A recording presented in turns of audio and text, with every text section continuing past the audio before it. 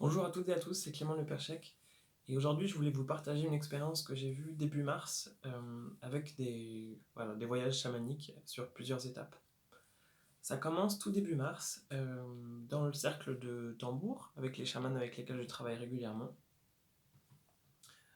Et lors de ce week-end de pratique, à un moment, donc c'est lors de l'ouverture du cercle, j'ai comme un esprit qui sort de nulle part d'un portail et qui vient et qui va m'accompagner pendant tout le week-end.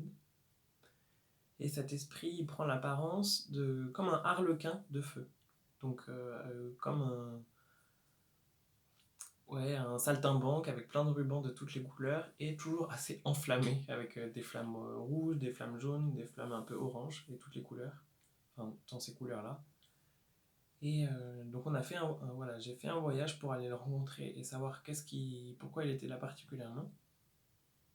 Et donc cet esprit qui vient dans le monde du haut du chamanisme, quand je vais là-bas avec mon totem pour me protéger, euh, il, il me montre que je suis fait pour travailler avec le feu. C'est comme si là, il y a un flash qui me traverse où tous les moments où j'étais connecté au feu, tous les moments où je me suis brûlé avec le feu, où j'étais fasciné par le feu, ça me revient en mémoire dans tous les éléments de ma vie. Et là, ça me dit, bah maintenant il est prêt, il est temps que toi tu utilises ces enseignements et que tu travailles.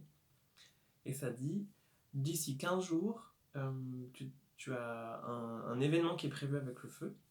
Et c'est vrai qu'en fait, mi-mars, je devais faire une hutte de sudation. Et moi, je suis le gardien du feu pour l'animation de ces huttes de sudation. Donc je travaille aussi avec Marie-Dominique Linder qui fait les huttes. Et moi, je suis le gardien du feu voilà, je m'occupe de maintenir le feu et de chauffer les pierres pour qu'elles puissent faire la hutte et animer à l'intérieur. Donc un quin de feu me montre un peu tout plein de trucs avec le feu, me donne des exercices pour que j'apprenne à le manipuler d'une certaine façon. Et, euh, et m'enseigne. Et il me dit, il y a quelque chose d'important à faire, que tu vas faire quand tu vas travailler et que tu vas être avec le grand feu qui va être devant la hutte. C'est qu'à ce moment-là, tu vas ouvrir un portail et que tu vas libérer le peuple du feu. Et puis bah voilà, le voyage se termine un peu là-dessus. Dans les semaines qui suivent, je me dis bah qu'est-ce que c'est que cette histoire, le peuple du feu, on connaît pas. Donc je fais quelques canalisations avec mon moi supérieur pour savoir ok, est-ce que je dois faire ce travail? Qui est-ce qui m'a parlé spécifiquement? Là, c'est en gros un peu un enseignement où ça me dit, où mon moi supérieur me dit bah Clément, ça fait depuis longtemps que tu demandes d'avoir un travail où tu as des choses à faire. Et là, on te donne un peu un boulot et tu t'inquiètes de savoir si c'est les bons esprits, les bonnes parties qui te demandent de faire les choses. Alors, oui, oui, ce harlequin, c'est un esprit qui est un allié, c'est un de tes esprits. Tu peux travailler avec lui en toute sécurité. Et ce qu'il te demande de faire, c'est important. Par contre, ce sera plus à destination du nettoyage de la Terre que pour les humains. Mais ça, d'une certaine façon, c'est ok pour moi. Et après, j'ai pas plus d'informations sur ce qui va se passer, mais ça me dit, voilà, il va se passer quelque chose d'important, mi-mars. Et donc ce mi-mars, on va arriver, enfin ouais, c'est un peu plus que mi-mars parce que ça va être le 25 mars. Et donc, voilà, tout le week-end de hutte de sudation se met en place. Pendant tout ce week-end, on a tous été accompagnés, Marie-Dominique, Lucille avec qui je travaille et moi, c'était vraiment une grande fluidité. Quand on allume le feu, ça a été incroyable, mais enfin, voilà, les feux pour les huttes, c'est des feux qui vont faire presque 2 mètres pendant autour de 4 heures, après ça diminue un peu, mais c'est des très très gros feux. Et, et voilà, et donc une grande grande fluidité, et dès que j'allume le feu, c'est comme si le harlequin revient avec ses esprits, et il me dit allez on commence, on commence. Et moi j'étais voilà, j'étais stressé quoi, j'étais pas prêt. Donc j'ai attendu que tout le monde rentre dans la hutte pour être un peu plus tranquille. Et là j'ai commencé un premier voyage. Et lors de ce premier voyage, ça me dit il faut que tu te connectes au feu du ciel. Et il faut que tu appelles la foudre. Alors là je me dis ok, bon de toute façon je travaille dans les mondes invisibles, normalement ça devrait bien se passer. À ce moment, je suis avec une amie qui travaille aussi pour la hutte, qui accompagne aussi de l'extérieur, qui est la grand-mère de la hutte. Et je lui partage un peu mes voyages. Et en fait, on entend le grondement au loin comme de la foudre. Et là, je me dis, waouh, qu'est-ce qui se passe? finalement je demande à ce qu'il pleuve pas parce que c'est pas gérable pour le feu. Et voilà, ça commence, donc je me mets juste, je m'ouvre, je ferme les yeux, je m'ouvre au voyage, et c'est comme si là la foudre, il y a un énorme éclair de foudre dans ma tête qui arrive et qui touche et qui vient ouvrir la terre au niveau du feu. Là c'est comme s'il y a une énorme fissure qui se crée dans la terre, et on va au fin fond, au cœur de la terre. Et avec l'esprit, donc mon harlequin de feu, on arrive, et c'est comme si on arrive devant une énorme porte, comme une grande arche, et là ça dit, bon maintenant il faut ouvrir cette arche. Et cette grande porte, ce portail, c'est le moment de faire ça. Donc je dis comment on fait ça, et là ça me dit, il faut que tu te recharges du feu, donc remonte là-haut, nourris-toi du grand feu que tu as créé, remplis-toi de cette chaleur de ce feu, et d'une certaine façon souffle sur les portes, et c'est ça qui va donner l'énergie pour que les portes s'ouvrent à nouveau. Et là je me pose pas trop de questions, c'est quand même assez intuitif. Donc je remonte là-haut et j'ai l'impression que je me transforme un peu en dragon, où je me remplis de chaleur, et je redescends dans ma tête et je souffle toute cette chaleur, et là je vois comme un espèce de canal de feu, comme une lumière qui sort de mon corps et qui va illuminer ces grandes portes, et elles s'ouvrent. Et voilà, le peuple du feu arrive. Et là, j'étais très curieux dans les jours d'avant de qu'est-ce qui va se passer, c'est quoi ce fameux peuple du feu. Et là, en fait, je vois un énorme mammouth, tout en flammes. Son corps est que composé de flammes, donc il n'y a pas de corps de matière, c'est que des flammes. Et des flammes de couleur. Et ça commence par des mammouths avec des flammes bleues, comme bleu ciel, très lumineux, un peu comme mon t-shirt. Et ils arrivent en trombe. Je peux pas dire forcément le nom, mais c'est juste, voilà, la présence, c'est les mammouths arrivent. Et ils sortent. Et ils se répandent sur la terre. Ensuite, ça va être des grands gorilles verts. Pareil, que de flammes. Et des gorilles qui sortent et qui arrivent. Et ensuite, ça va être plein d'animaux comme ça qui sortent. Il va y avoir des otaries jaunes. Et un peu, c'est comme si à chaque groupe d'animaux, quand ils sortent de ce portail, je vois qu'ils se répartissent sur la Terre. Les mammouths, ça va être plutôt les pôles Nord et pôles Sud. Les gorilles, c'est presque toutes les forêts. Les otaries, ça a l'air d'être tous les océans. Ensuite, il y a une nuée de sauterelles. Les sauterelles, elles sont de couleur turquoise. Feu turquoise. Et ensuite, ça va être des libellules blanches. Et là aussi, ça se diffuse un peu partout sur le monde. Et je suis surpris. Donc là, en gros, moi j'ai quand même mon travail de gardien du feu, donc il y a des pauses, donc c'est pour ça qu'il va y avoir plusieurs voyages. Donc ça, c'est la fin du premier voyage. Et je suis assez surpris, voilà, mais qu'est-ce qu'ils vont faire ces animaux Voilà. Donc, je m'occupe des pierres, voilà, première porte de la hutte. Et là, j'ai encore un temps après, donc ça va être le deuxième voyage. Et là, je retourne devant le portail et je discute avec le harlequin. Bon, c'est quoi ces animaux Et je pose plein de questions parce que je suis un peu curieux et un peu sceptique, toujours un peu.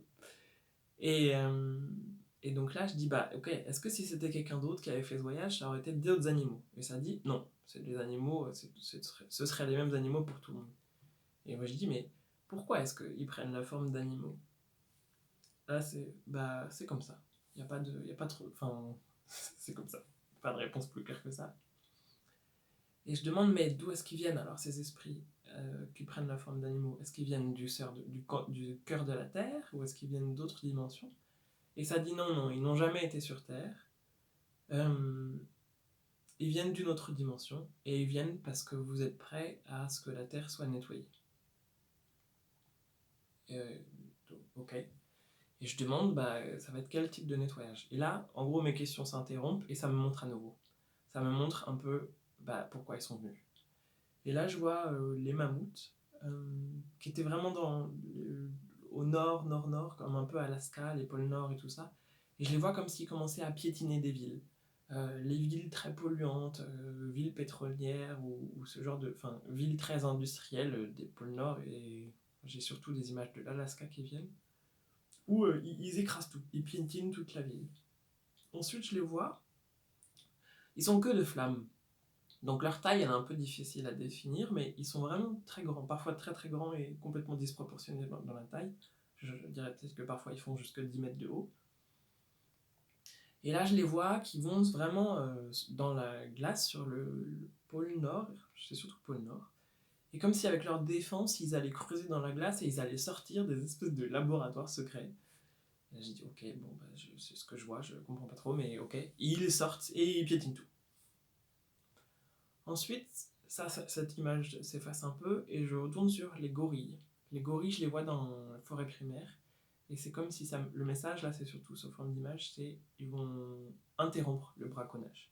Faire en sorte que le braconnage, ce soit fini. Et ils vont, bah, ça dit clairement, interrompre le braconnage. Ensuite, je retourne sur un peu le portail. Et là, je vois d'autres animaux qui sortent. Il y a des colombes avec un feu violet très, très lumineux qui sortent. Et elles, je les vois, c'est comme si elles sont là pour réveiller les volcans. Il y a une purification des volcans, une purification de la Terre qui doit se faire.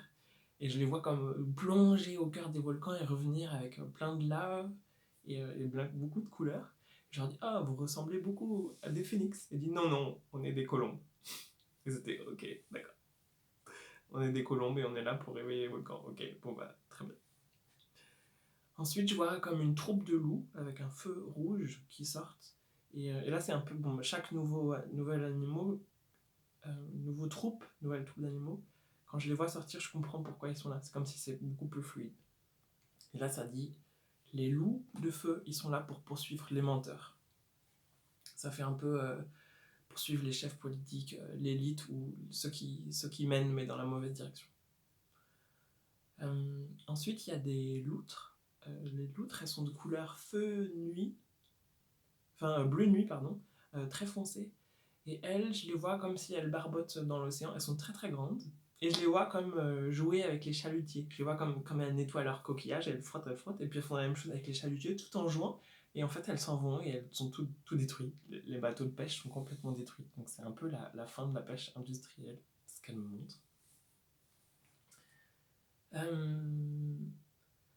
Je me demande si j'ai oublié un des esprits, mais je crois que c'est bon. Ouais, ça dit que je crois que c'est bon. Si après, voilà, et en fait, c'est plus des flammes, c'est comme une espèce de fumée dense qui prend la forme de hyènes. Et là, les hyènes disent nous, on est là pour nettoyer. Je sais plus lequel est le mot. Enfin, je crois que c'était nettoyer les cadavres, nettoyer la putréfaction de la terre. Il faut faire un recyclage de tout ce qui est mort, tout ce qui est encombré, tous les déchets. Elles disent on va nettoyer les bidonvilles parce que ça n'a pas lieu d'être. Tout ça. Et après, c'est comme si ça prenait du recul et ça disait, je demande, bah voilà, en groupe, si vous êtes là, ce que je reçois, c'est qu'ils sont là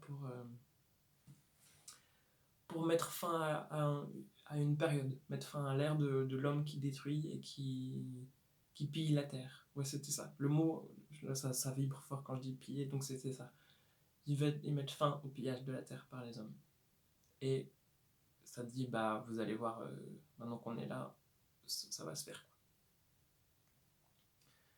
Donc ça, c'est la fin du deuxième voyage. Ensuite, je reviens dans mon travail de gardien du feu où je travaille pour la hutte et je remets des cailloux. Et il y a peut-être 1 heure plus tard, alors fin de hutte, là, j'ai le troisième voyage.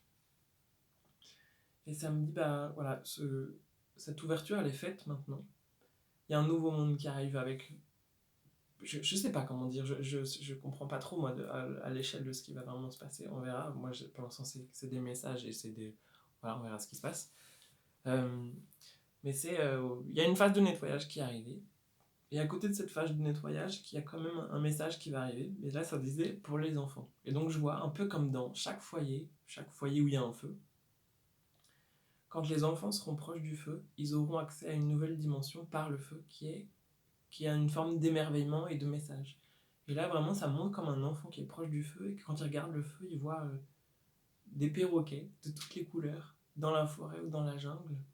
Et comme une espèce de grande vie et un retour à une nature profonde, très luxuriante et très paisible, et que ce sera par les enfants que ça va commencer.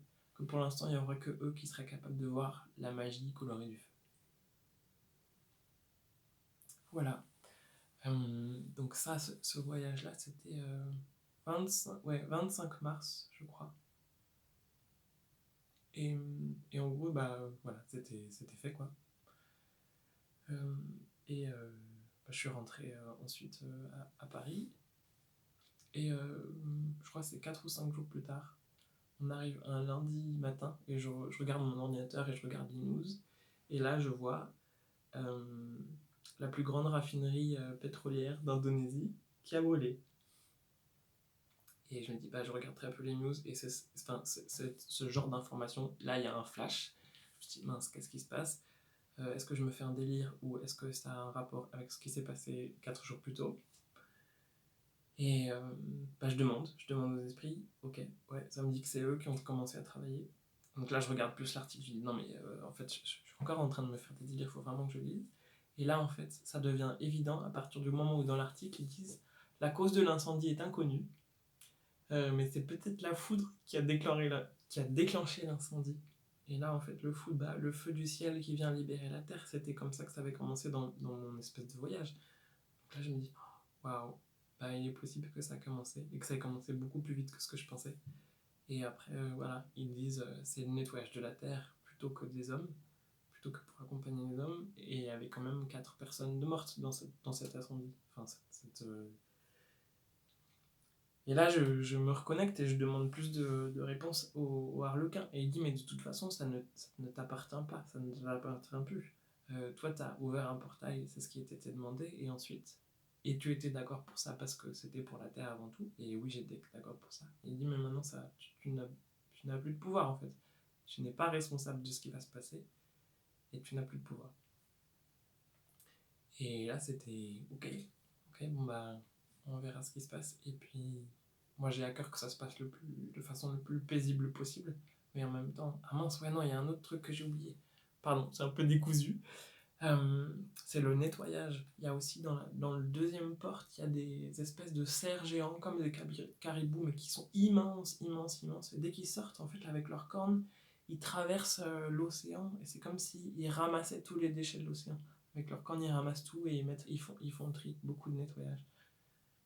Et donc là aussi, c'est dit, tout ce travail, il est nécessaire. Nous, on n'est plus en capacité de le faire, donc on a besoin de soutien. Et eux, ces esprits du feu, le peuple du feu, comment ils s'appellent, sont là pour ça, pour nous accompagner parce qu'on n'y arrivera pas tout seul.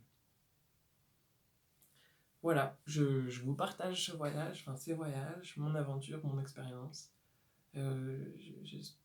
Voilà, prenez du recul par rapport à ce que je dis. Hein. Moi, je pense pas, je peux pas dire que ce soit une vérité. Pour l'instant, je parle de ma propre expérience et de mes voyages. Si ça parle à quelques-unes, tant mieux. Mais si ça vous parle pas, c'est ok aussi. N'hésitez pas à mettre des commentaires si vous avez envie de partager des choses ou si vous avez envie de comprendre un peu plus mon mode de fonctionnement ou si vous avez des retours à faire, je serais très heureux de ça aussi. Et puis voilà, c'était Clément Leperchec, donc praticien de médecine chinoise, je fais des soins énergétiques, je fais aussi de la reprogrammation de l'inconscient.